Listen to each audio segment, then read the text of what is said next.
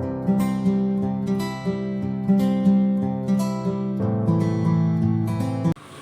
Everyone, आप सभी का स्वागत है हमारे YouTube चैनल श्याम ट्यूटोरियल्स में। आज हम लोग पिछले दिन जो HCF LCM यानी मसल असर पढ़े थे उससे जस्ट आगे पढ़ेंगे।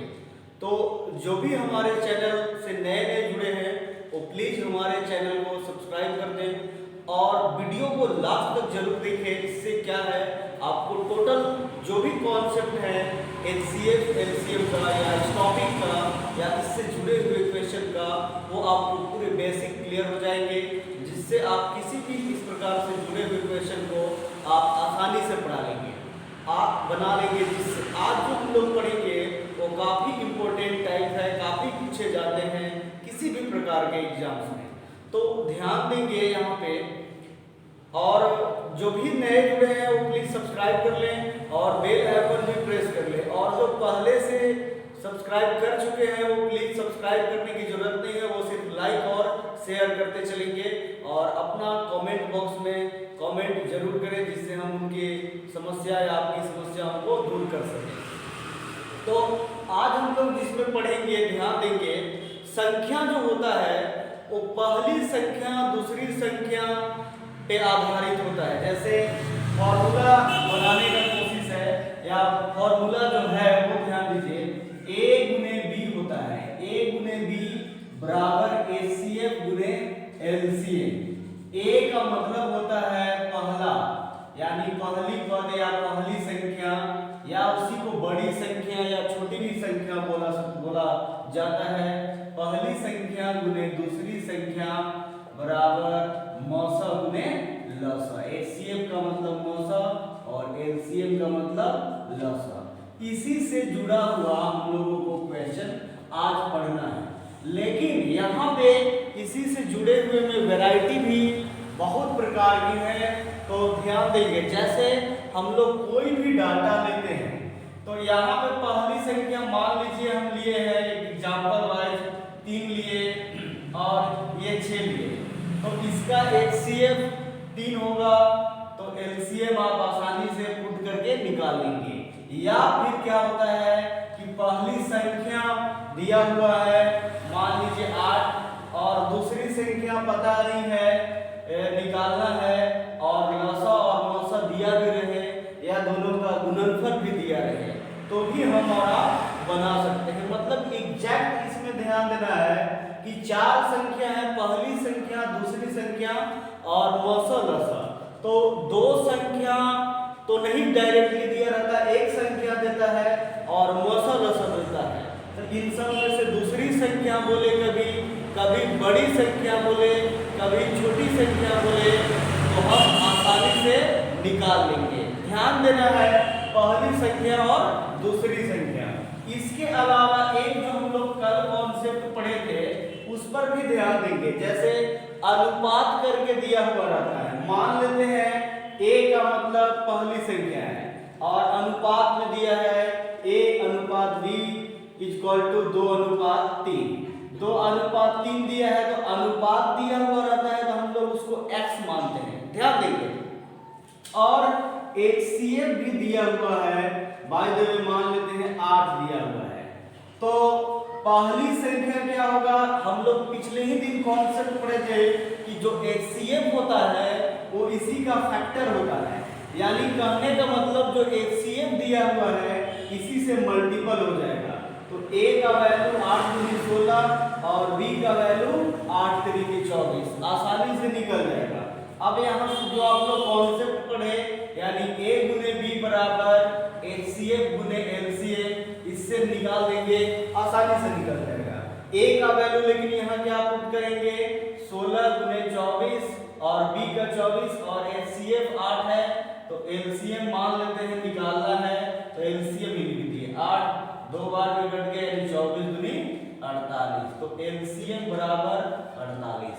यहाँ ध्यान देंगे, कभी कभी जैसे 3 संख्या दिया हुआ है, मान के चलेंगे A B C, इनका अनुपात 2:3:5 दिया है, और मान लेते हैं HCF जो है वो 5 रहेगा। तो हमसे पूछे, आपसे पूछे एग्जाम में कि संख्याएं क्या है। तो 5 है तो यहाँ क्या हो जाएगा, 5 दूनी 10, 5 दिया 15, 5 पचे 25।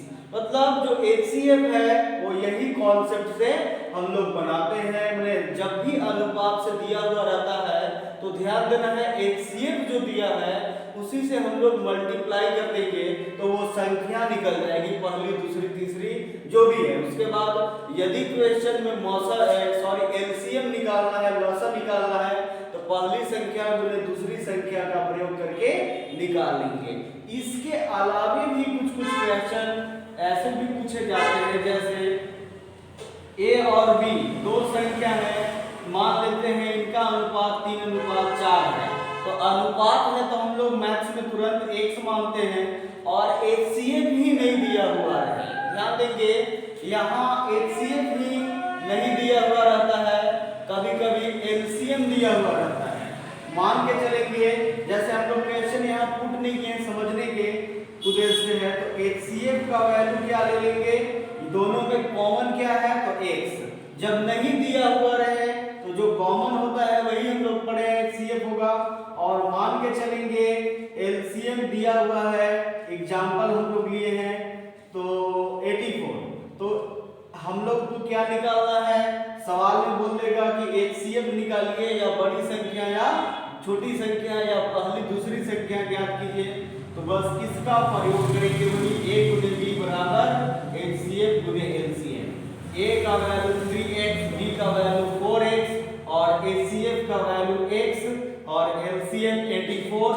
x कैंसिल, 4 या 12, 12 सते 84, यानी x बराबर कितना आएगा 7 आएगा। x 7 आया यानी HCF 7 हो जाएगा।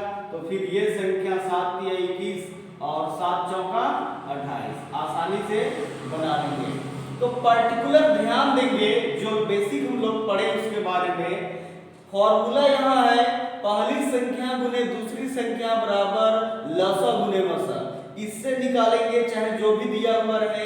इसके अलावे जब अनुपात में दिया हुआ रहे और HCF भी दिया रहे तो वो जो संख्या होगा उससे मल्टीप्लाई करेंगे तो पहली संख्या दूसरी संख्या तीसरी संख्या जो भी बोले वो निकल जाएगा। अब उसमें से पहली दूसरी या लसा मसा जो भी निकालना रहे हम लोग फॉर्मूला उसी में पुट कर देंगे, पहली गुने दूसरी बराबर HCF गुने LCM में और बना लेंगे। इसके अलावा कभी कभी HCF दिया ही नहीं रहे, अनुपात में दिया रहे और LCM दिया रहता है, तो वैसे सिचुएशन में जो कॉमन x होता है वही HCF होगा और पहली गुने दूसरी बराबर HCF गुने LCM करके आसानी से हम लोग बना लेंगे। तो आज हम लोग इसी के जो हम लोग कॉन्सेप्ट पढ़े इसी से जुड़े हुए क्वेश्चन को आगे सॉल्व करने वाले हैं, तो वीडियो को लास्ट तक जरूर देखेंगे आप लोग। क्वेश्चन है दो संख्याओं का HCF 11 तथा LCM 7700 और एक संख्या 275 है तो दूसरी संख्या क्या है। इसमें जो जो दिया हुआ है उसको लिख लीजिए, यानी HCF दिया हुआ है 11, HCF 11 और LCM है 7700 और एक संख्या यानी A इज इक्वल टू 275, तो दूसरी संख्या यानी B क्या होगा। तो जब ऐसा दिया हुआ है तो हम लोग क्या कॉन्सेप्ट पढ़े पिछले फॉर्मूले में, A गुने B यानी पहली संख्या गुने दूसरी संख्या बराबर HCF गुने LCM, HCF गुने LCM। A यानी 275, B का वैल्यू निकालना है तो B ही लिखेंगे, HCF का वैल्यू 11, LCM 7700। अब ध्यान देंगे ऐसा आप काट सकते हैं तो 11 दूनी 22 और 5 बचा और यहाँ भी 5 यानी 11 बचे 55। अब ये 25 से भी आप 77 को काट सकते हैं, 25 का टेबल 3 बार में 75, 2 0 यानी 2 और 20। तो एक ही नंबर तक लिखना अलाउ है लेकिन बिल्कुल आसानी से कट नहीं रहा है तो 0 लिखेंगे, 20 छोटा ही पड़ रहा है इसलिए। और एक और लेंगे तो 200 यानी 8 बार में 25 200 यानी B का वैल्यू 308। इसका मतलब ध्यान देना है जब भी इस टाइप का क्वेश्चन दिया रहे पहली संख्या गुने दूसरी संख्या बराबर HCF गुने LCM कर देंगे, बिल्कुल इजी वे में, चाहे HCF निकालना हो, LCM निकालना हो, या पहली या दूसरी संख्या जो भी निकालना हो, 4 में से 3 दिया रहे तो हम आसानी से निकाल लेंगे। क्वेश्चन है, दो संख्याओं का अनुपात 2:5 है और HCF 17 है तो उनका LCM क्या होगा। ध्यान देंगे, हम लोग ऐसा वाले कॉन्सेप्ट में क्या पढ़े हैं कि अनुपात में दिया रहे तो पहली संख्या क्या लेंगे 2x और दूसरी संख्या 5x, यानी 2:5 है तो माना कि पहली संख्या 2x और दूसरी संख्या 5x, अनुपात में मतलब x है, और HCF 17 दिया हुआ है, HCF 17। तो हम लोग क्या पढ़े थे, HCF रहे या गुणज रहे, कहने का मतलब HCF जो होता है वो संख्या वो गुणज ही होता है, मतलब उससे हम लोग गुना ही करते हैं, यानी उसका टेबल पढ़ते हैं। तो HCF का वैल्यू क्या होगा, यहाँ पे 17 हुआ तो संख्या निकल जाएगा आपके पास 17 दूनी 34 और 17 बचे 85। मतलब ध्यान देंगे, जब भी HCF दिया रहे और अनुपात में पहली संख्या दूसरी संख्या दिया रहे तो वो उससे गुना कर देंगे HCF से, तो वो संख्या अपने आप निकल जाएगी। अब या फिर गुणज भी दिया रहे तो भी, चूंकि HCF के हम लोग कॉन्सेप्ट में पढ़े हैं कि वो जो होता है यानी 34 और 25 हुआ या किसी का भी, वो HCF दिया हुआ नंबर से ही डिविजिबल जो HCF आता है उसी से फैक्टर होता है, मतलब आप बोल सकते हैं उसी का गुणज होता है। तो 17 दूनी 34 और 17 बचे 85, और हम लोगों को यहाँ निकालना है LCM। तो फॉर्मूला वही A गुने B बराबर HCF गुने LCM का इस्तेमाल करेंगे। A का वैल्यू क्या लिखेंगे, यहाँ 34 लिखेंगे चूंकि वैल्यू निकल गया है, और B का वैल्यू 85 और HCF 17, तो LCM क्या होगा, यानी 17 का टेबल जो इजी लगे आप काट सकते हैं, 17 बचे 85 दोनों कटेगा। अब 34 गुने 5 कितना हो जाता है 170, यानी LCM क्या आएगा यहाँ 170। मतलब ध्यान देना है, HCF जो होता है उसी से हम लोग मल्टीप्लाई करते हैं, क्यों, क्योंकि आप 34-25 का HCF निकालेंगे तो हमेशा आपका 17 ही आता है, मतलब जो HCF होगा उस नंबर का गुणज होता है 100%। यही कॉन्सेप्ट का इस्तेमाल। क्वेश्चन है, दो संख्याओं का अनुपात 3:4 है और उनका LCM यानी लघुत्तम समापवर्त 180 है, तो प्रथम संख्या क्या होगा। ध्यान देंगे, यहाँ HCF नहीं दिया हुआ है तो हम लोग जो बेसिक कॉन्सेप्ट पढ़े थे उसका जरूर इस्तेमाल करेंगे। अनुपात में है यानी A 3x होगा और B 4x होगा।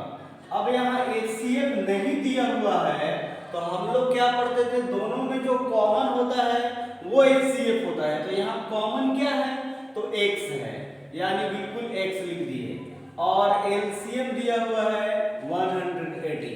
इतने ही का आप इस्तेमाल कीजिए, आप आराम से बना लेंगे क्वेश्चन, यानी A गुने B बराबर HCF गुने LCM।